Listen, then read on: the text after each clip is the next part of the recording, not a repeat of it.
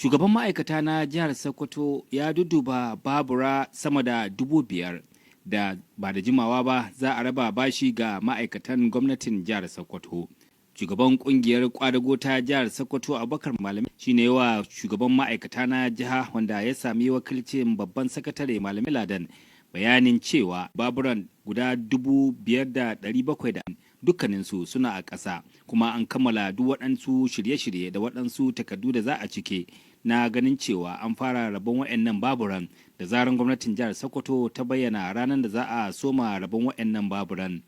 Haka ma ya bayyana cewa baburan sun kunshi Delong da kuma Hero. Mu kamar gehenmu na Nigeria Labour Congress duk wasu abu da ya kamata a yi mu mun yi sauraren ɗaya muka yi hukuma ta ce gasar da za a bada mashin amma mu duk abin da ya kamata a yi an yi. Muna da dai masu sukan nan ga sunan a ƙasa 5,714 sannan muna da ma'aikata da sun ƙosa ba su karɓi masu sukan ba saboda haka mu gehen ƙungiyar kwadago duk abin da ya kamata a yi mun yi mu ba mu da wani abu.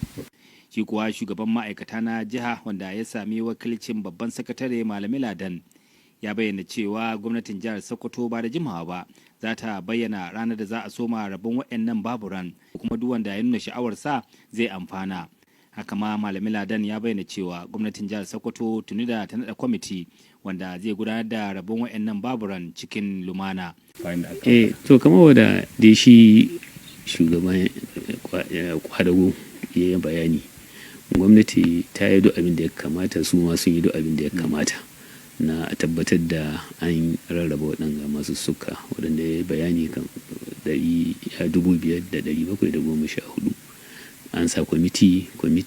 ya yi aiki kuma ya tantance ya ba da kuma report ne. To insha Allah ba daɗewa ba insha Allah za a rarraba waɗannan masu suka insha Allah. Muhammad Gazali Muktar, labarun RTV.